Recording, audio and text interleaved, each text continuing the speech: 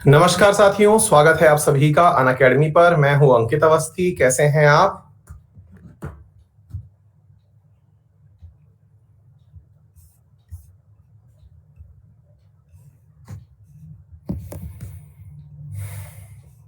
बहुत बढ़िया दीपक संवल, बिल्कुल यूट्यूब वाली फीलिंग दिला दी तुमने। है यहाँ पर भी मोटिवेशन दे दिया है। सही है, शाबाश। वेरी गुड इवनिंग सुदीप, कंचन, मुकेश, हर्षी, क्वीन प्रिया, प्रियंका, दिलीप, अभिलाष, केशव, दीपिका, रणबीर, प्रलयनाथ, दीपाली, अरिजीत, जूही, सभी साथियों का स्वागत।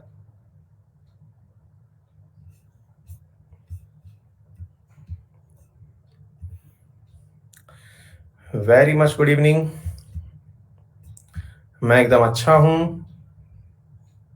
प्रीति, वेरी गुड बेटा।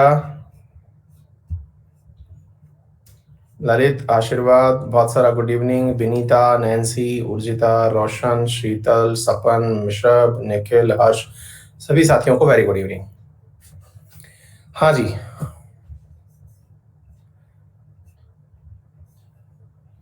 शेरलॉक होम्स पूछ रहे हैं कि सर और कुछ तो नहीं पूछेंगे, ये आंसर दे दीजिए कि एमपी और एमएलए कहाँ बातें हैं। जो सवाल है वो क्या सब सेंटर में होता है या स्टेट में भी होता है? भाई शेरलॉक होम्स, तुम सही से वापस से लिखो यार। एमपी और एमएलए कहाँ बैठते हैं, होपफुली ये पूछ रहे होगे, है ना। एमएलए संसद में बैठते हैं, एमएलए जो है वो विधानसभा में बैठते हैं और एमपी संसद में बैठते हैं, ठीक है। और जो सभा है वो क्या सब सेंटर में होती हैं या स्टेट में भी होती हैं? स्टेट में भी होती हैं। वो सारी बातें आपको समझ में आ जाएंगी धीरे धीरे, अभी सारी बातें समझ में आएंगी। जो भी पॉलिटिकल सिस्टम को लेकर के मतलब दिमाग में कंफ्यूजन है, वो सब चीजें क्लियर हो जाएंगी, ठीक है। गौरव प्रभात जो है वो 1 साल 15 दिन से मुझसे पढ़ रहे हैं, 2019 से मुझे फॉलो कर रहे हैं। बीच में पढ़ाई छोड़ दी थी लेकिन अब वापस से पढ़ना शुरू कर दिया है। बहुत बढ़िया बेटा गौरव, शाबाश। व्हाइट फंगस पर कल लेते हैं हैप्पी सेन, कल व्हाइट फंगस पर क्लास लेंगे, मुझे पता है। शुभम, पायल बिल्कुल बढ़िया एकदम, अभी दूसरी जगह से चल के आ रहा हूँ। विधायिका क्या होती है बेटा? लेजिस्लेटिव होती है ना। हर्ष सिरवी बताएंगे, उसके बारे में बताएंगे, ठीक है। सृजन, मयूर, संतोष, दीपक बेटा देख लिया, आपका कमेंट भी देख लिया आपने, बहुत बड़ा सा कुछ लिखा है, बहुत मोटिवेशन आ गया, फील आ गई है ना। बार बार पेट कॉस्ट कट कॉपी पेस्ट मत करो। मोहम्मद आरिफ, स्वागत है आपका। अरिजीत, चलिए शुरू किया जाए। हैप्पी सेन कल ले लेंगे बेटा, है ना। एमपी, एमएलए, एमएलसी सब समझ में आ जाएंगे, ठीक है।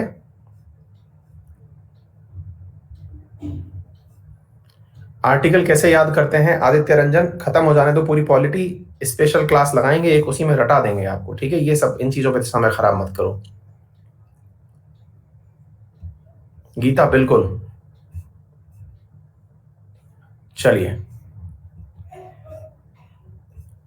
सर, आप अपना कमिटमेंट बहुत अच्छे से पूरा करते हैं, कभी इस पे वीडियो बनाएं।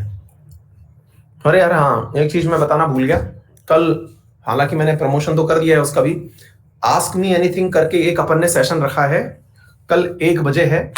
तो आप में से जो भी विद्यार्थी उसमें पार्टिसिपेट करना चाहे तो कर सकता है, क्योंकि उसमें हमने विशेष रूप से आप कमेंट में अपने द्वारा जो भी सवाल पूछना चाहे पूछे। एक जबरदस्त सेशन होने वाला है। आपके जो कमेंट्स आते हैं उनको मैं यूट्यूब स्क्रीन पर लेकर के और उन्हें आंसर करूंगा, है ना।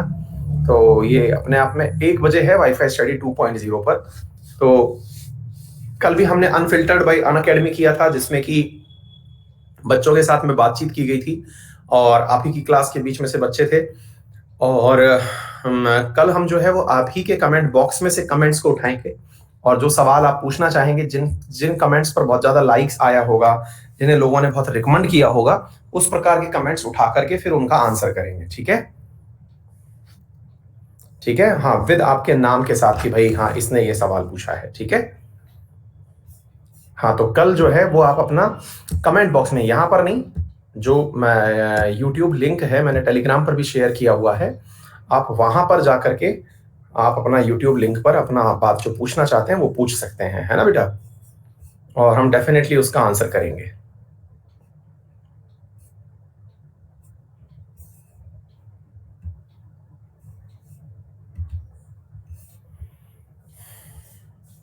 काफी अच्छा सेशन होना एक्सपेक्टेड है, और इवन हमारी प्लानिंग तो ये है कि आपके साथ 1-to-1 लाइव आया जाए, और बहुत जल्दी ही आने का सोच भी रहे हैं। हमने एक ऐसा प्रयोग भी करके देखा है, बट यही है कि किसको लें और किसको छोड़ें, इस बात में हमको बहुत दुविधा होती है, और वैसी स्थिति में फिर हम कर नहीं पाते। अभी रिसेंटली मैंने एक प्रयोग किया था अपने यूपीएससी वाले विद्यार्थियों के साथ, बट पॉइंट ये है कि लिमिट्स होती हैं जूम मीटिंग की भी, कि कितने लोग लिए जा सकते हैं, है ना।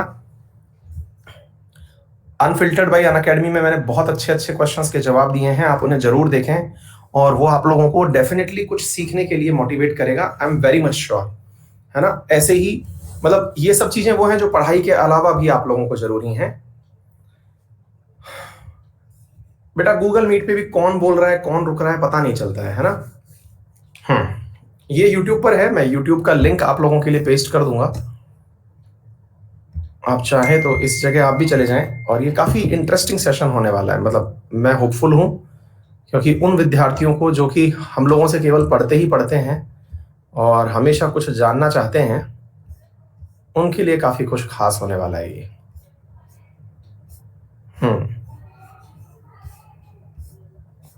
एक मिनट,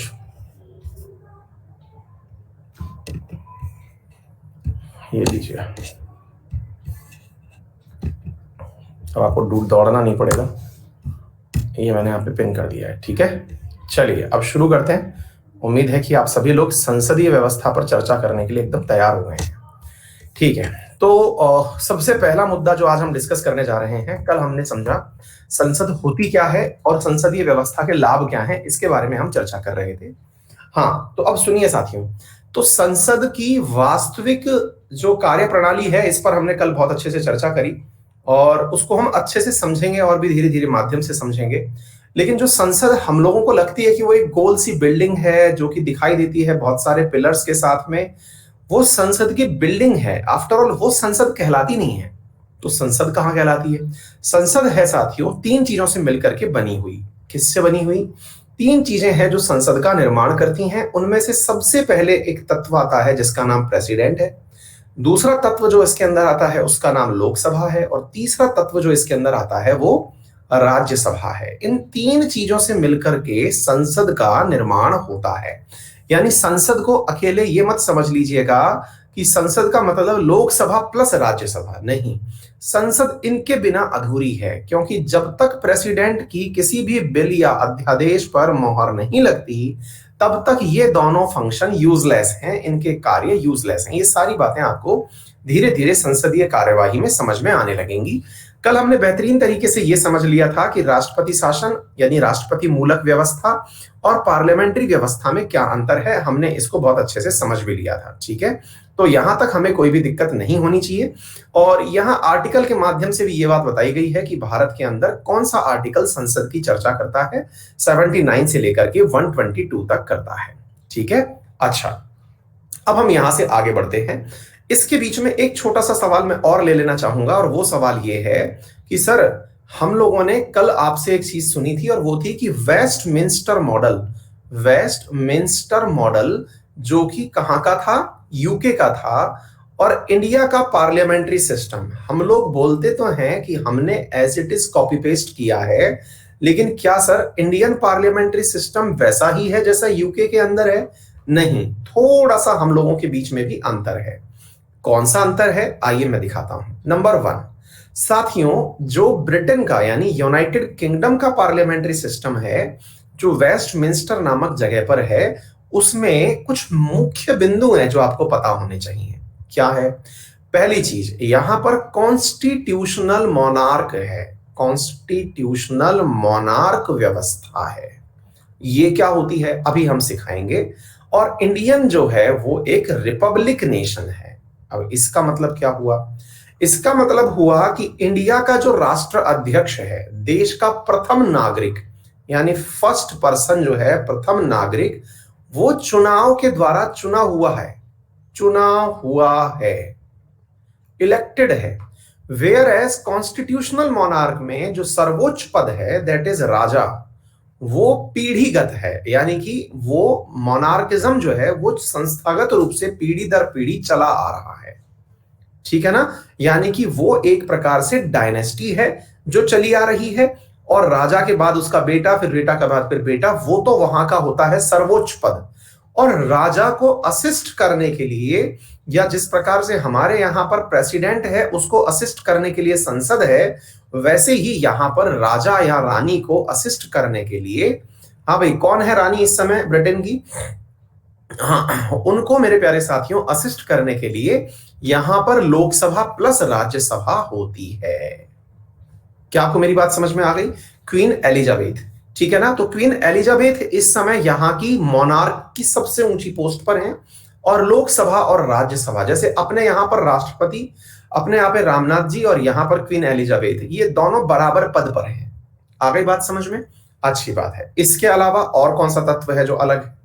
दूसरा तत्व अलग ये है कि यहां पर, यानी कि यूके वर्सेस इंडिया की अगर मैं बात करता हूं तो इसे समझना बेटा, यूके के अंदर प्राइम मिनिस्टर जो होगा वो ऑलवेज लोकसभा से होगा, always from lower house. Lower house, इसको यहां पर कहते हैं हाउस ऑफ कॉमन्स। क्या कहते हैं? सामान्य लोगों का सदन, हाउस ऑफ कॉमन्स, जिसे आप लोअर हाउस भी कहते हैं, जिसे अपन लोकसभा कहते हैं।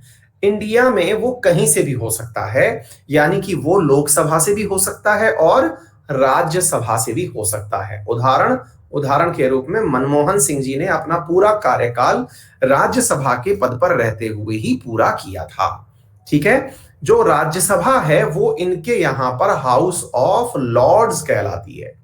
क्या कहलाती है? हाउस ऑफ लॉर्ड्स, यानी कि ये जो लॉर्ड्स का मतलब है कि ये सम्मानित लोग, ठीक है। चलिए, इसके अलावा और कौन सा तत्व है जो अलग है?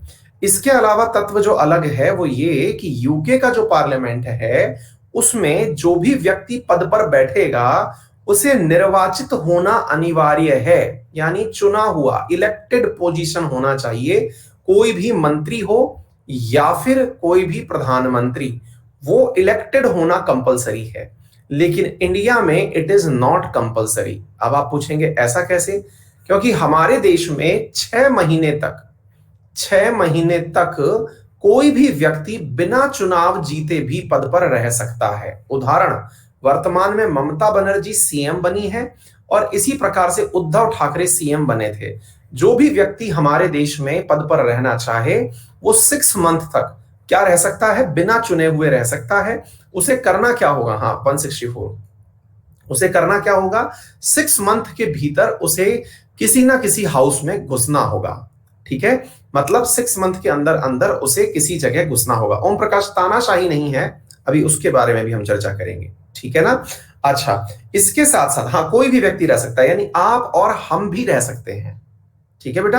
हाँ भाई, इसके साथ में आप और हम भी रह सकते हैं, ठीक है भैया। शुभ प्रभात, बहुत बढ़िया बेटा। आप और हम भी रह सकते हैं, यानी कि कल को हमारी सेटिंग बैठ जाए कि भाई हमको कोई पार्टी कह दे कि आप बहुत बढ़िया काम कर रहे हैं, चलो मंत्री बनाते हैं, तो भैया ये जो चीज है ये बहुत फायदे की चीज है, कोई भी रह सकता है, ठीक है। चलिए आगे बढ़ते हैं साथियों। इसके अलावा एक जो सबसे महत्वपूर्ण चीज है वो क्या है, वो समझ लीजिएगा। ब्रिटेन के अंदर यानी यूके वाले सिस्टम में जो सबसे महत्वपूर्ण अंतर में शामिल किया जाने वाला बिंदु है वो ये कि जो मंत्री का पद है वो हमेशा अपने कार्य के लिए जिम्मेदार होता है। कार्य के लिए जिम्मेदार, he is responsible for his deed, यानी कि वो अपने कार्य के लिए जिम्मेदार होता है। क्लियर बेटा? अच्छा, इसका मीनिंग क्या होगा मैं अभी समझाऊंगा, लेकिन हमारे यहां पर कोई जिम्मेदारी नहीं है, कोई जिम्मेदारी नहीं है, ठीक है। इनके यहां पर मंत्री का जिम्मेदार होने का अर्थ है कि अगर मान लीजिए कि अभी वहां पे बताइए वित्त मंत्री कौन है जो इंडिया के दामाद हैं, मतलब जो इंडिया के जो नारायण मूर्ति हैं उनके हस्बैंड हैं, क्या नाम है उनका? ऋषि सुनक, है ना। तो जो ऋषि सुनक हैं, अगर उन्होंने कोई फाइनेंशियल डिसीजन लिया और फाइनेंशियल डिसीजन लिया और उसकी वजह से वहां पर कुछ नुकसान हो गया, जैसे समझ लो जैसे अपने यहां नोटबंदी हुई, ऐसे मान लो वहां नोटबंदी जैसा कोई काम किया गया, तो सुप्रीम कोर्ट में उनके खिलाफ सुनवाई हो सकती है। यानी कि उनके किसी भी लेजिस्लेटिव कार्य के लिए या एग्जीक्यूटिव वर्क के लिए उस मंत्री को जिम्मेदार ठहराया जा सकता है और उसके ऊपर कार्यवाही की जा सकती है। That is accountability. बहुत बढ़िया मुकेश, ठीक है। वेयर एज इन इंडिया यहां पर किसी भी प्रकार के गैर जिम्मेदाराना कार्य के लिए कोई भी मंत्री जिम्मेदार अपने आप को नहीं मानता और ना ही उसको जिम्मेदार ठहराया जा सकता है। आ गई बात समझ में। और आखिरी पॉइंट, हालांकि इससे संबंधित नहीं है, फिर भी समझ लीजिए कि इनका जो कॉन्स्टिट्यूशन है वो अनरिटन है और हमारा कॉन्स्टिट्यूशन रिटन है। रिटन से मतलब हमारी हर बात संहिताबद्ध है। संहिताबद्ध होने का मतलब हुआ हमारी हर बात बुक्स में नोट है, स्पाइरल बाइंडिंग करवा के रखी हुई है। इनके यहां पर बातें तो लिखी हुई सारी हैं, बस उन्हें एक जगह कंपाइल नहीं करवा रखा है।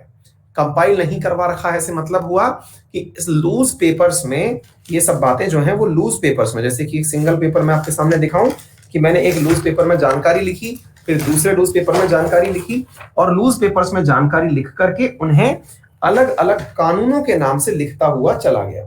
अलग अलग कानूनों के नाम से लिखता हुआ चला गया। उन्हें अगर मैं यहां पर स्टेपल कर देता, इस तरह से स्टेपल कर देता, तो फिर वो रिटन कॉन्स्टिट्यूशन कहलाने लगता। ठीक है, तो इनके यहां पर क्या है, उम्मीद है आप लोगों को ये बात भी समझ में आ गई होगी। ठीक है, हाँ, एक विद्यार्थी ने एक चीज और याद दिलाई है, हालांकि वो चीज हम भी प्रयोग में लेते हैं, लेकिन फिर भी चलो उन्होंने याद दिलाई है तो उसको भी यूज कर लेते हैं।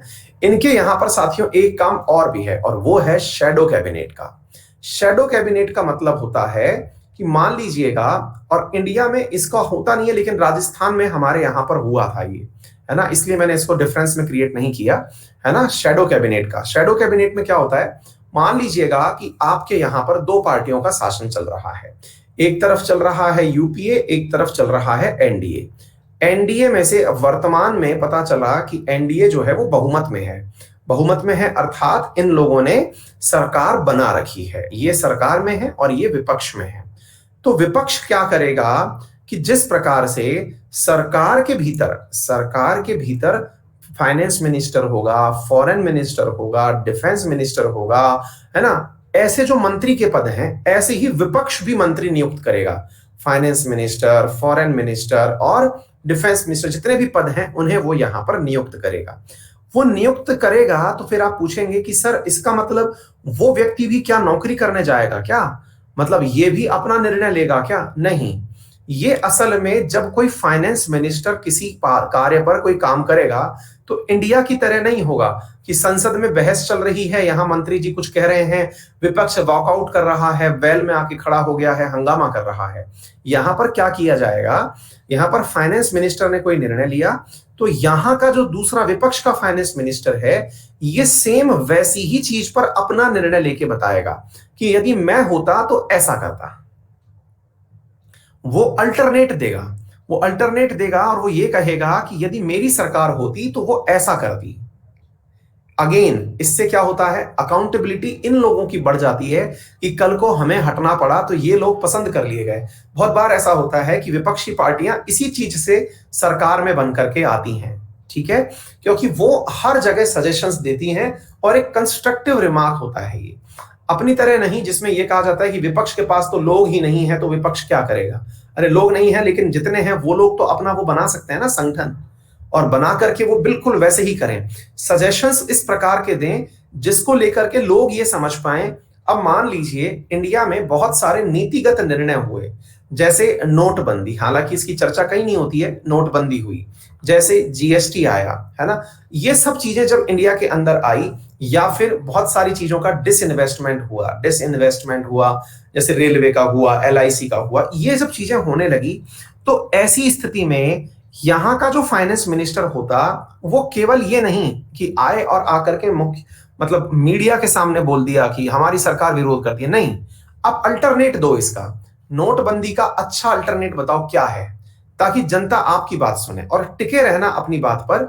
क्यों? क्योंकि भविष्य में जब आप सरकार में आए तो आप मत कर देना नोटबंदी। आ गई बात समझ में? ठीक इसी प्रकार से अगर आप जीएसटी लाए तो जीएसटी जब ये सरकार लेकर के आए तो सरकार को आप ऑप्शन दो कि जीएसटी क्या होगा, जीएसटी का और क्या हो सकता है। और अगर आपने ऑप्शंस दिए तो ऐसा ना हो कि सरकार बनने के बाद में आप अपने ऑप्शंस पर कार्य ना करें। आपको मालूम होना चाहिए कि जीएसटी जो है, मतलब अक्सर मोदी जी इस प्रकार का भाषण देते हुए पाई भी जाते हैं क्या कि जीएसटी हमारी तो उपज है ही नहीं, ये यूपीए की ही उपज है, हमने तो इसे इंप्लीमेंट किया है है ना। तो विपक्ष कहता भी है, मतलब मोदी जी इस बात को कहते भी हैं कि ये तो हमारा है ही नहीं आइडिया, ये तो आप ही लोगों का था। सेम इसी प्रकार से अगर आप देखें तो वो जो कौन सा मुद्दा है, इवन खुद मोदी जी जो थे, जब वो हुआ करते थे चीफ मिनिस्टर गुजरात के, तो वो विरोधी हुआ करते थे जीएसटी के, कि जीएसटी बहुत खराब चीज है, ये नहीं आनी चाहिए, ये नहीं होना चाहिए। लेकिन बाद में जीएसटी खुद ही लेकर के चले आए, है ना। तो कहने का अर्थ ये है कि केवल लोगों को गुमराह करने के लिए आप काम मत करिए, कि लोगों को ये ना लगे कि ये आ गया तो फिर जीएसटी नहीं आने देगा। आपने जिस चीज का विरोध किया उसी को आप लेकर के आ गए। ऐसी स्थिति लोकतंत्र के साथ एक मखौल उड़ाने जैसा होता है ना। ये इंडिया में है। मतलब आप लोग देखिए कि जिस जिस चीज का विरोध हुआ, जैसे मान लीजिए कि जब मोदी जी सत्ता में नहीं थे तो मोदी जी ने जिन जिन चीजों का विरोध किया उन्हें आने वाले समय में लेकर के आ गए। आज राहुल गांधी जी भी वही बात कर रहे हैं। राहुल गांधी जी आज क्या कर रहे हैं कि सरकार अगर किसान बिल के ऊपर कुछ लेके आई है तो खुद मनमोहन जी ने, मतलब कांग्रेस ने अपनी मतलब संसदीय समिति की बैठक में यह बात स्वीकार की हुई थी कि हमें फॉर्म बिल लाने पड़ेंगे। बस ये थी कि एक अच्छी विल पावर नहीं थी इसलिए ला नहीं पाए। तो ये सारी बातें वो हैं जो जनता को गुमराह करती हैं, जो लोगों को ये बात समझाने में मुश्किल खड़ी कर देती हैं कि वो किसके पक्ष में बैठे, है ना। तो ये सारी चीजें हैं। अब जहां तक केजरीवाल, कोई सी भी चीज, मतलब मैं किसी पार्टी पॉलिटिक्स की बात नहीं कर रहा हूं, मैं बात इस तरह से करने की कोशिश कर रहा हूं कि आपको शैडो कैबिनेट समझ में आ जाए, ठीक है ना। तो ये सब बातें आपको समझ में आ गई होंगी होपफुली, ठीक है। तो ये शैडो कैबिनेट हो गया। तो बस, तो ये इनके मेजर डिफरेंसेस थे, जो डिफरेंसेस मैंने आप लोगों को यहां पर बता दिए हैं, ठीक है बेटा। चलिए आगे बढ़ें। हाँ जी, अब कुछ तथ्यात्मक जानकारी, हालांकि मैं इन्हें पढ़ाता नहीं हूं, फिर भी आप लोग एक बार के लिए इन्हें रीडिंग लगा लेना, है ना। कि लोकसभा क्या है, लोकसभा की स्ट्रेंथ क्या है। लोकसभा के अंदर वर्तमान में 543 सदस्य हैं, बस ये याद रख लेना। 104वें संविधान संशोधन के माध्यम से ये चीज आई है ना। 2 एंग्लो इंडियन का पद समाप्त कर दिया गया है। ये सब चीजें याद करने की हैं बच्चों। इसमें मेरा समझाने जैसा कुछ भी नहीं है कि वो इंडिया का नागरिक होना चाहिए, 25 साल मिनिमम एज होनी चाहिए, should not hold any office of profit. हाँ, ये तथ्य समझाने का है। देखो, मेरी एक छोटी सी कमी है, मैं सामान्यतः वो चीजें नहीं पढ़ा पाता जिन्हें मैं समझा नहीं सकता, मतलब जिन्हें मैं समझाने का कोई स्कोप ही नहीं होता, है ना। तो मैं अब इसमें क्या समझाऊं, 25 साल उम्र होना चाहिए, है ना। तो ये कोई मतलब लॉजिकल बात नहीं है। तो आप, ये सारा कंटेंट आपको मिलेगा, तो समझने वाली चीज पर आप चलें, ठीक है। तो यहां पर अब समझने वाला प्रश्न ये है, ऑफिस ऑफ प्रॉफिट क्या होता है।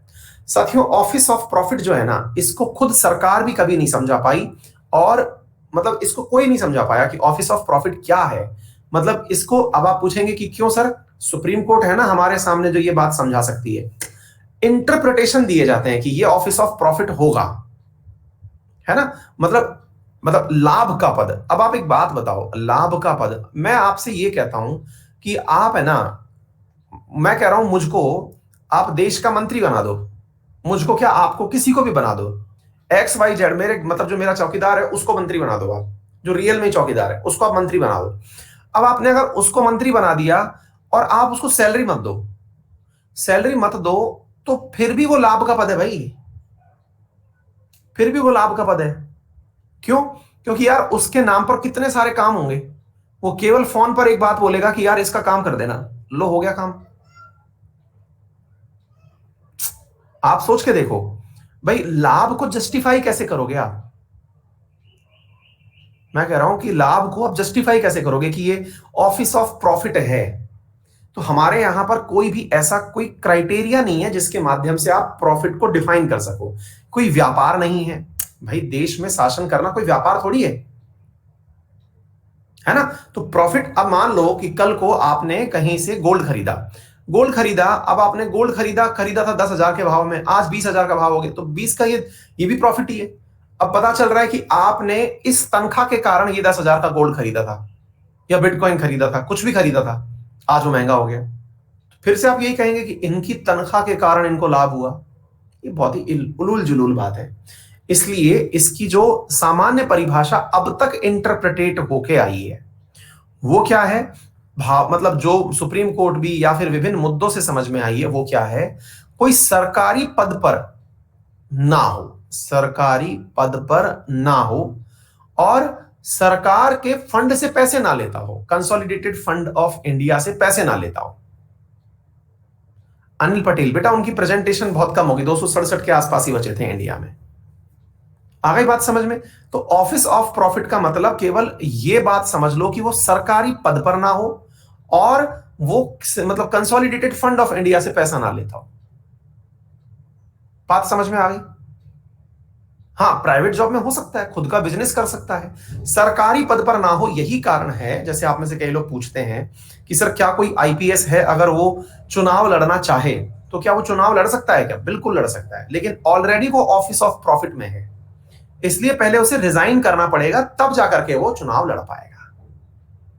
अब आ गई बात समझ में? हाँ, प्राइवेट कर सकते हो, आप बिजनेस कर सकते हो। जैसे नितिन गडकरी जी जो हैं, जैसा कि मुझे जानकारी है थोड़ी बहुत, वो काफी बड़े बड़े इंडस्ट्रियलिस्ट हैं, काफी बड़ी उनकी मतलब फैक्ट्री वैक्ट्रियां टाइप से कुछ बताई है ना। ऐसे ही शरद पवार जी जो हैं, वो भी काफी बड़े पावरफुल व्यक्ति हैं, उनके पास भी काफी कुछ चीनी की मिल्स वगैरह हैं। कमलनाथ जी जो एमपी के सीएम हैं, उनके पास भी शुगर मिल्स वगैरह काफी हैं। ठीक है, ये सारी चीज हो सकती हैं। क्या आपको मेरी बात समझ में आ गई? अब जैसे विदेश मंत्री बने आपने एस जयशंकर साहब, तो ये पहले इंडियन फॉरेन सर्विसेज में हुआ करते थे, तो इन्हें इंडियन फॉरेन सर्विसेज से इस्तीफा देना पड़ा, तब जाकर के ये क्या बने, मंत्री पद पर बिठाए गए।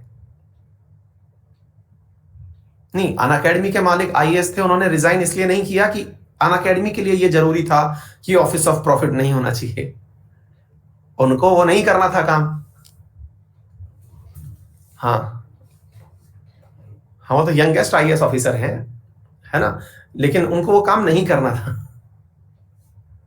ठीक है ना, तो बात समझ में आ गई आप लोगों को क्या कहना चाह रहा हूं मैं? ठीक है ना, उम्मीद है आप लोगों को मुद्दा सरकारी पद से समझ में आ गया होगा कि मैंने क्या समझाया। ठीक है, आगे चलते हैं। और कौन सी बात निकल के आती है? इलेक्शन। हाँ, अब इलेक्शन के अंदर एक टर्म आती है जो हमको सबको समझनी चाहिए। क्या है?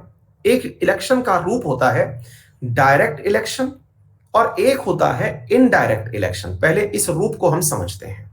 भारत में, हाँ, भारत में लोकसभा का सदस्य डायरेक्ट इलेक्टेड व्यक्ति बनता है और उसके इलेक्शन में वोट देने के लिए अडल्ट फ्रेंचाइज है, यानी कि यूनिवर्सल अडल्ट फ्रेंचाइज, यानी 18 साल से ऊपर का व्यक्ति मत दे सकता है। राजीव गांधी जी लेके आए थे, बताइए कौन से सन में लेके आए थे? कौन सा संविधान संशोधन था जिसमें 21 से हटा करके आ गया ना 61 का? बहुत बढ़िया बेटा, है ना। तो 21 से घटा करके 18 किया गया था। क्लियर? अच्छा, तो अब सुनिए ध्यान से, पहले डायरेक्ट इलेक्शन का मतलब क्या होता है और इनडायरेक्ट का। जैसे बहुत सारे बच्चे मुझसे बहुत दिन से पूछ रहे हैं कि सर ये बताइए कि क्या कहते हैं उसको, लोकसभा और राज्यसभा का चुनाव कैसे होता है। तो मैं अब आपको ये दोनों ही इलेक्शन समझा देता हूं। देखिए बेटा, सबसे पहले इधर समझते हैं लोकसभा के चुनाव। जिनको लोकसभा बिल्कुल भी नहीं पता है, मैं फिर से बता दूं कि बच्चों, आप लोग जब प्रधानमंत्री मोदी को अपने पद पर बैठा देखते हो, तो ये प्रधानमंत्री मोदी जिन चुनावों के बाद प्रधानमंत्री बने होते हैं, उन्हें लोकसभा के चुनाव कहते हैं। और वो लोकसभा के चुनाव भारत में आम चुनाव भी कहलाते हैं, है ना, जनरल इलेक्शन भी कहलाते हैं। ठीक है बेटा, चलिए। अच्छा, लोकसभा का कैंडिडेट जो होगा, मान लीजिए कि आपके सामने दो कैंडिडेट मैंने रख दिए। ठीक है, अच्छा, दो कैंडिडेट मैंने रख दिए, और चलिए 3 कैंडिडेट रख देता हूं, और चलिए 4 कैंडिडेट रख देता हूं। ठीक है, अच्छा, अब हमने ये कहा कि ये जो 4 कैंडिडेट हैं लोकसभा के, इन सब की मिनिमम आयु 25 वर्ष होनी चाहिए। इनकी एज कितनी होनी चाहिए? एज 25 होनी चाहिए। अच्छा, अब क्या हुआ बच्चों, इनको मुझे चुनना था, तो मेरे पास में मतदाता थे, बहुत सारे मतदाता थे मेरे पास। कितने मतदाता थे? बहुत सारे, मतलब अनगिनत मतदाता थे, मतलब 10 टू द पावर इंफिनिटी, मेरे पास खूब सारे मतदाता थे। अच्छा, अब क्या हुआ बच्चों, अब ये सबको हमने ऑफर दिया। मान लीजिए कि आप इंफिनिटी में तो कंफ्यूज हो जाएंगे, मैंने 100 मतदाता कर दिए, चलिए ठीक है, 100 मतदाता थे भारत के अंदर कुल। ठीक है बेटा, अच्छा, 100 मतदाता वोट देने गए। 100 मतदाता वोट देने गए, तो ये मतदाता 1 2 3 4 ये आम नागरिक हैं बेटा। कौन है ये? आम नागरिक, आप और हम। इनकी बस विशेषता ये है कि ये 18 साल पूरा कर चुके हैं और इनका नाम वोटिंग लिस्ट में है बेटा, वोटर लिस्ट में इनका नाम है। ठीक है बेटा, वोटर लिस्ट कौन तैयार करता है? इलेक्शन कमीशन तैयार करता है, और इलेक्शन कमीशन कब बना? 25 जनवरी 1950 को बना था। ठीक है बेटा, तो अब क्या हुआ, कि 18 साल के ये जो नागरिक हैं ये वोट देने गए, तो इनमें से किसी ने इसको वोट दिया, किसी ने इसको वोट दिया, किसी ने इसको वोट दिया। वोट की काउंटिंग हुई, वोट की काउंटिंग हुई तो वोट मिले इस प्रकार से, 25 वोट इसको मिले, 25 वोट इसको मिले, 25 वोट इसको मिले, इसको भी 25 वोट मिले। इलेक्शन कहा गया कि अनिर्णित अवस्था में निकला, अर्थात यहां पर किसी को भी कोई भी पद नहीं दिया जाएगा। मैच टाई हो गया, री इलेक्शन करवाया जाएगा।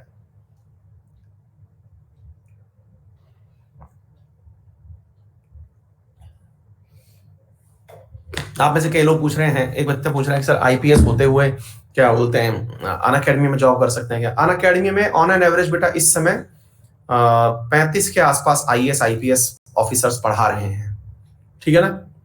या तो उन्होंने रिजाइन कर दिया है या लीव लिया हुआ है, इससे भी ज्यादा आईएएस आईपीएस ऑफिसर्स पढ़ा रहे हैं, और लगभग इतने ही स्टेट पीसीएस के लोग पढ़ा रहे हैं, ठीक है? और लगभग 150 से ज्यादा डॉक्टर्स पढ़ा रहे हैं, 150 से ज्यादा, मैं ज्यादा बड़ा नंबर नहीं बोल रहा हूं, लेकिन 150 से ज्यादा डॉक्टर्स पढ़ा रहे हैं, 150 से ज्यादा सीए पढ़ा रहे हैं, ठीक है? और सुप्रीम कोर्ट के वकील्स भी कम से कम सुप्रीम कोर्ट में जो प्रैक्टिस कर रहे हैं प्रॉपर, जिनका चैम्बर है, वो भी कम से कम 30 से 35 के आसपास हैं, जो हमारे मतलब अन अकेडमी में पढ़ा रहे हैं, ठीक है? तो ये मतलब अच्छी बात है जो आपको फील देनी चाहिए। तो अब क्या हुआ कि ये 25 25 25 25 सबने वोट दिया। अब इधर देखते हैं बेटा, ये अब हमने अगला केस लिया, और वो केस क्या है? 25 तो हमने ले लिए यहां से, 25 ले लिए हमने यहां से। अब क्या हुआ बेटा, यहां पर है एक जगह 26 और एक जगह 24। क्लियर? क्लियर? इसको समझना बेटा, इधर देखो 26 24। क्लियर? अब इसको विजेता डिक्लेयर किया जाएगा, भले ही इसने केवल 26 लोगों का समर्थन प्राप्त किया। आपके डायरेक्ट निर्वाचित करने से आपने इसे चुना करके भेजा, क्योंकि मतदान आपने डायरेक्ट किया था। आ गई बात समझ में? उन्होंने डायरेक्ट मतदान किया था, इसलिए इसे प्रत्यक्ष मतदान कहा जाता है। बोलो, ये बात समझ में आई सभी को? क्लियर? अच्छा, अब दूसरी तरफ चलते हैं बेटा। दूसरी तरफ हम चल रहे हैं राज्यसभा के केस में।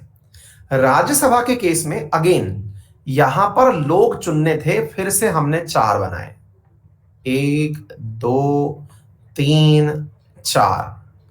अब कंडीशंस कुछ बदल गई। क्या बदल गई? आइए थोड़ा सा देख लेते हैं साथियों। कंडीशंस कुछ बदल गई, और राज्यसभा के अंदर जो एज का क्राइटेरिया है वो बदल गया। क्या बदल गया? इधर देखिए, दिखाई दे रहा है? अब जो व्यक्ति है जो वोट देने, मतलब जिसको चुनना है आपको, वो कितने साल का होना चाहिए? मिनिमम 30 साल का होना चाहिए। चलिए तो आइए वापस से, ये आ गए हम 30 साल के उम्र के। ये पहले 25 साल के थे, अब इनकी एज होनी चाहिए 25 साल। अगेन अब हमने एक लाइन फिर खींची। अब कुछ विद्यार्थी बफर बफर लिख रहे हैं, पोल में पार्टिसिपेट करें और बताएं, क्या मैं आप सभी को सही से सुनाई और दिखाई पड़ रहा हूं? क्या मैं आप सभी को सही से सुनाई और दिखाई पड़ रहा हूं?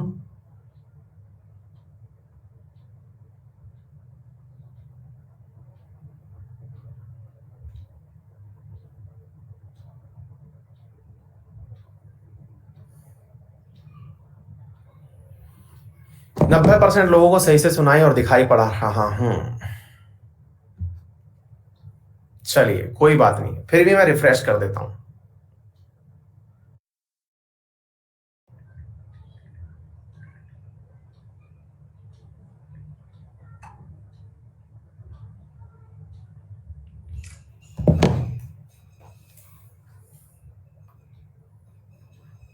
क्लियर? चलिए अब सुनो बच्चों, तो हुआ ये, अब हुआ ये कि हमको 25, ये उम्र तो इनकी बढ़ गई, सॉरी 30 बढ़ गई, माफी चाहेंगे, 30 साल के कर दिया हमने। अब हुआ ये कि इनको वोट देने के लिए कौन आएगा? फिर से हमने खड़े तो कर दिए, लोग बाग खड़े तो कर दिए, लेकिन इस बार आम नागरिक नहीं है। इस बार वोट देने के लिए आम नागरिक नहीं है। तो फिर कौन है सर? यही तो बात समझनी है। इस बार वोट देने वाले हैं MLA, member of legislative assembly, केवल MLA, nothing else, no MLC, no MP और कोई नहीं। विधायक जो हैं वो जाकर के क्या देंगे, वोट देंगे। बोलिए साहब, आपको इतनी बात समझ में आई या नहीं समझ में आई? पहले मुझे इस बात को समझाइए। थम्स अप कर दीजिए।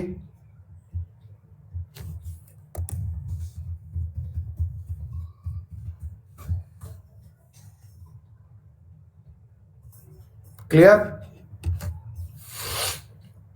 अब आप पूछेंगे सर ऐसा क्यों हुआ? मैंने कहा बेटा MLA जो है, फिर आपके दिमाग में एक सवाल और बनेगा, सर हम तो 18 साल के ही वोट दे सकते थे लोकसभा के अंदर। बिल्कुल दे सकते थे। यहां पर तो MLA बनता ही वो है जिसकी उम्र 25 क्रॉस कर चुकी होती है, क्योंकि क्राइटेरिया है। अच्छा, तो फिर आप पूछेंगे सर ये MLA कैसे बन के आता है? फिर आपके दिमाग में सवाल आएगा, और सर ये बताओ ये MLA होता क्या है? मैंने कहा चलो ये भी बता देते हैं, ध्यान से सुनिएगा। बेटा MLA की फुल फॉर्म होती है member of legislative assembly. Legislative assembly, बोले ये क्या होता है? अभी बताता हूं। लेजिस्लेटिव असेंबली का मतलब हुआ विधानसभा। सर ये विधानसभा कहां होती है? बेटा विधानसभा होती है आपके राज्य की राजधानी में। बोले सर हमारे राज्य में भी है क्या? बिल्कुल है। जैसे हमारे राज्य के अंदर जयपुर में है, लखनऊ में है, आप लोगों के उत्तर प्रदेश वालों की, बिहार वालों की पटना में है ना? और इस प्रकार से जहां राज्य की राजधानी है वहां पर क्या है? विधानसभा है। बोले अच्छा, तो सर विधानसभा जो है इसमें लोग चुन के कैसे आते हैं? मैंने कहा हाँ ये भी सुन लो। बिल्कुल वैसे ही जैसे आप लोगों ने सुना, बिल्कुल वैसे ही यहां पर लोग चुन के आते हैं। कैसे? मान लीजिए कि ये व्यक्ति है जो चुन के आना है, इसकी उम्र हो गई है अब चुन के आने की, बिल्कुल लोकसभा की तरह ही। ये 25 साल का हो गया है, इसको वोट देने के लिए भी फिर से भीड़ खड़ी की गई, हमारी और आपकी भीड़ खड़ी की गई। बस फर्क ये है इसमें भी वो सब लोग वोट देने आए जो 18 साल के थे, जिनका वोटर लिस्ट में नाम था, वो सब वोट देने आए। और इसको भी चुनते समय वैसे ही अगर 4 लोग खड़े कर दिए जाते तो वहां पर जिसको सबसे अधिक मत मिला, यानी डायरेक्ट आपने इसको चुना, कोई इफ एंड बट नहीं, डायरेक्ट आपने चुना। बोले फिर अंतर क्या है? फिर तो इसको MP ही कह देते, फिर इसको MLA क्यों कहा? फिर आप इसको MP ही कह देते। MP में भी तो सर आपने ऐसे ही बताया ना, क्योंकि MP के अंदर भी तो हमने ही डायरेक्ट चुना था 25 साल के आदमी को। मैंने कहा बात तो सही है, बात सही है, लेकिन फर्क है इसमें, और वो क्या है? यहां पर जो लोग आपने चुने, जैसे मैं राजस्थान की बात बताऊं तो पूरे राजस्थान से, मैं अपना उदाहरण दे रहा हूं, आप अपना अपना देख लेना। राजस्थान पूरे से मात्र 25 सांसद चुने जाते हैं MP के लिए। आ गई बात समझ में? वेयर एज MLA हमारे यहां से 200 चुने जाते हैं। संख्या ज्यादा है, संख्या ज्यादा है तो इनका रिप्रेजेंटेशन ज्यादा है ना? सबके यहां से कुछ ना कुछ होता होगा। ठीक है, उम्मीद है आपको मेरी बात समझ में आ गई होगी। तो कहने का अर्थ क्या हुआ? कहने का अर्थ यह हुआ जैसे यूपी से 80 चुने जाते हैं, यूपी से 80 चुने जाते हैं। ठीक है, अच्छा, तो अब मुद्दा समझ में आ गया। तो MP जो होता है ये थोड़ा लार्जर मास को रिप्रेजेंट करता है। लार्जर मास को रिप्रेजेंट करता है का मतलब हुआ कि बड़ी जनसंख्या का प्रतिनिधित्व करता है। ठीक है, वेयर एज MLA जो है वो छोटी छोटी जनसंख्या का रिप्रेजेंटेशन करता है। बोलिए इतनी बात क्लियर है? कोई दिक्कत तो नहीं है? तो आपने जो MLA चुन के भेजे ये थे 200 MLA, राजस्थान के अंदर थे। ठीक इसी प्रकार से MP बोले तो मेंबर ऑफ पार्लियामेंट, जो संसद में जाके बैठेगा, देश की राजधानी में बैठेगा। MLA बोले तो मेंबर ऑफ लेजिस्लेटिव असेंबली, जो राज्य की राजधानी में जाके बैठेगा। बोलो बात समझ में आई? जो राज्य की राजधानी में जाके बैठेगा वो तो क्या है? MLA। और जो देश की राजधानी में जाके बैठेगा वो क्या है? MP। ठीक है, दोनों के ही इलेक्शन प्रत्यक्ष हो रहे हैं, दोनों के ही इलेक्शन प्रत्यक्ष यानी डायरेक्ट हो रहे हैं। आप डायरेक्ट वोट दे करके ही इन्हें निर्वाचित कर रहे हैं। MLC एंड में समझाऊंगा, अदरवाइज कंफ्यूज हो जाएंगे। अभी कल परसों मैंने क्लास में भी समझाया है सुबह वाली में, है ना? और क्या बोलते हैं, इसको कंफ्यूज हो जाएंगे अदरवाइज, आप रुक जाइए। ठीक है साथियों, यहां तक बात क्लियर है। अच्छा, तो अब सवाल बनता है, बोले सर एक बात बताइए, ये एमएलए जो हमने चुन के भेजे, जैसे सर उदाहरण के रूप में मैंने ले लिया कि सर आपके राजस्थान से 200 एमएलए थे। मैंने कहा बिल्कुल सही है। तो सर वो 200 की 200 वोट देंगे तो कितने, क्या केवल वही 200 देंगे? मैंने कहा बिल्कुल देंगे। बोले सर फिर वो कितने लोगों को चुन करके भेजेंगे संसद में? कहां पर? राज्यसभा के अंदर। मैंने कहा ये लोग एमएलए लोग जो हैं, ये कुल मिलाकर के मेरे राजस्थान में जो सीटें निर्धारित की हुई हैं, भारत की अनुसूची 4 में लिखा हुआ है कि किस राज्य को कितनी सूची मिलेंगी, कितनी सीटें मिलेंगी, उसके आधार पर राजस्थान को 10 सीट दी हुई हैं कि राजस्थान 10 राज्यसभा के अंदर अपने प्रतिनिधि चुनकर भेज सकता है। आ गई बात समझ में? फिर आपके दिमाग में सवाल आएगा, सर सारे के सारे एमएलए वोट देंगे? मैंने कहा सारे देंगे, प्रोवाइडेड इसमें कोई नॉमिनेटेड ना हो। बोले ये क्या होता है? किसी को राज्यपाल ने मनोनीत ना किया हो। अब तो वो वाली स्थिति बची नहीं, क्योंकि एंग्लो इंडियन विधानसभा से भी खत्म कर दिया गया है। ठीक है साथियों, इतनी बात समझ में आ गई? तो अब फिलहाल के लिए आप ये समझिए कि सारे एमएलए वोट देते हैं। अब वो कंडीशन ही खत्म हो गई तो फिर क्यों चर्चा करना, सवाल बनेगा ही नहीं। तो अब हमने ये कहा कि सर एक बात बताओ, तो 10 सीट पर लोग चुन करके आएंगे तो होता कैसे है फिर? अब मैं आपको पहले तो एक शब्द सिखा रहा हूं। शब्द था पहले प्रत्यक्ष, और अब मैं जो शब्द सिखाने जा रहा हूं वो है अप्रत्यक्ष। अब मैं आपसे पूछता हूं कि राजस्थान ने अपने 10 सांसद चुन करके भेजे, अप्रत्यक्ष का मतलब इनडायरेक्ट। मैं आपसे सवाल पूछ रहा हूं कि राजस्थान ने अपने 10 सांसद चुन करके भेजे, राज्यसभा ने। किसने चुने? एमएलए ने। तो मेरा सवाल है, क्या राजस्थान की जनता ने भी उन्हें वोट दिया था क्या? जनता ने भी वोट दिया था क्या? अब आपके आंसर में नो लिखा आ रहा है ना? आंसर में ना तो नो कहा जाए ना यस कहा जाए, क्योंकि सवाल इनकम्प्लीट है। इनकम्प्लीट कैसे है? राजस्थान की जनता ने वोट दिया था सर। अब आप पूछिए सवाल इस प्रकार से, क्या राजस्थान की जनता ने प्रत्यक्ष रूप से उनको वोट दिया था क्या? सर प्रत्यक्ष रूप से नहीं, यानी डायरेक्ट तो नहीं चुना था सर, लेकिन इनडायरेक्ट तो जनता नहीं चुना था। बोले ये कैसे? बोले सर इनडायरेक्टली इसलिए क्योंकि हमने ही तो एमएलए चुने थे। जब हमने एमएलए चुने थे तो हमारे एमएलए ने ही इनको चुना था। जब एमएलए हमने चुना तो हमारा एमएलए ऊपर वालों को चुन रहा है। तो सर हमने इनको निर्वाचित तो किया है, बस डायरेक्ट नहीं किया। तो हमने कैसे किया है? इनडायरेक्ट किया है। आ गई बात समझ में? तो पहले तो यह शब्द बताइए कि आपको यह शब्द समझ में आया कि नहीं, डायरेक्ट क्या है और इनडायरेक्ट क्या है। मैं आपसे यह पूछूं कि बताओ, एमएलए ने एमपी का चुनाव किया, एमएलए ने एमपी का चुनाव किया, ये कौन से एमपी थे? राज्यसभा वाले। तो बताओ ये वाला जो चुनाव था ये कौन सा था? ये वाला जो पर्टिकुलर है ये कौन सा था?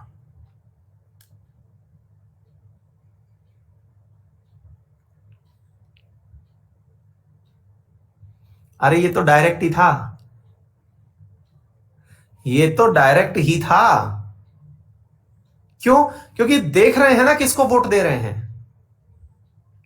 इसने तो इसको डायरेक्ट दिया, लेकिन एक तीसरी पीढ़ी थी आम नागरिक वाली, वो इनको देख नहीं पाई किसको दे रहे हैं। उनने इनको दिया, इनने उनको दिया। तो यह प्रक्रिया अदृश्य थी। इसलिए आम नागरिक के लिए यह चुनाव व्यवस्था अप्रत्यक्ष है, indirectly elected by people of India. चुना हुआ तो हमारे द्वारा भी है। राष्ट्रपति को फिर हम क्यों कहते हैं कि राष्ट्रपति चुना हुआ व्यक्ति होता है? क्या राष्ट्रपति के कभी वोट दिए क्या आपने? राष्ट्रपति के कभी वोट दिए क्या? नहीं दिए। फिर भी आप कहते हैं India is a Republic country because chief of this country is elected by the people. तो भैया वोट कब दिए थे आपने? वोट तो दिए ही नहीं। तो क्या किया था आपने? आपने जिनको चुन के भेजा था उन्होंने उसे चुना। हमने एक प्रकार से इनडायरेक्टली राष्ट्रपति को चुना। That is why we are asking him as a indirect president या इलेक्टेड प्रेसिडेंट। जैसे आपने एमएलए ने एमपी चुना, एमपी जो है वो राष्ट्रपति को चुनेंगे, एमपी और एमएलए दोनों मिलकर राष्ट्रपति को चुनेंगे।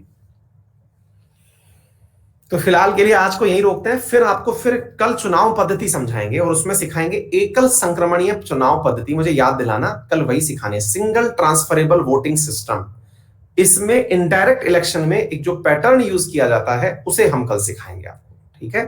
तो ये जो फैक्चुअल डेटा चीजें हैं ये आप खुद पढ़ के आइएगा, कौन सी की स्पीकर कौन है, फलाना कौन है। मैं जो समझाने वाली चीजें हैं ना वो सिखाऊंगा, जो आपको समझ में आनी चाहिए, जो रिमूवल होता है, ये जो सीखने वाली चीजें हैं वो सिखाऊंगा, रटने वाली चीजें मैं नहीं सिखाऊंगा, ठीक है ना। रटने वाला काम आपका, ये सब मैं सिखाऊंगा। स्थगन क्या होता है, एडजर्नमेंट क्या होता है, डिसोल्यूशन क्या होता है, समन क्या होता है, ये मैं सिखाऊंगा।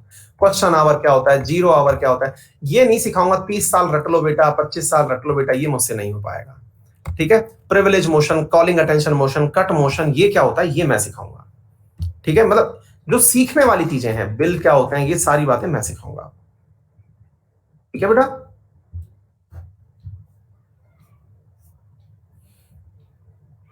गौरव शर्मा कह रहे हैं कि इतने सालों में पहली बार एमपी एमएलए समझ में आया है। डेफिनेटली गौरव, तुम साइंस बैकग्राउंड से हो। एंग्लो इंडियन कौन होते हैं वंशिका?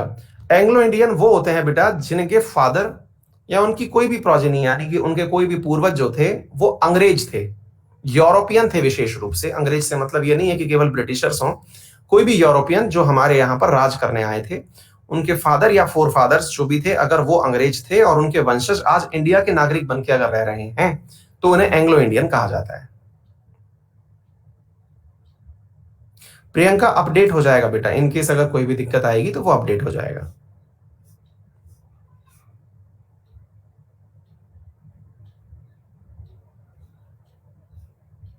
विजय कलाल, कल पूछ लेना याद करके, ठीक है।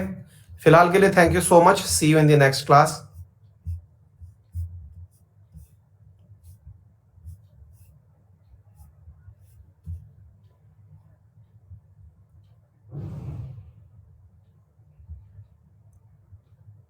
नहीं मनीषा, ये एक सिस्टम है जिसको फॉलो आईएमडी के द्वारा किया जाता है।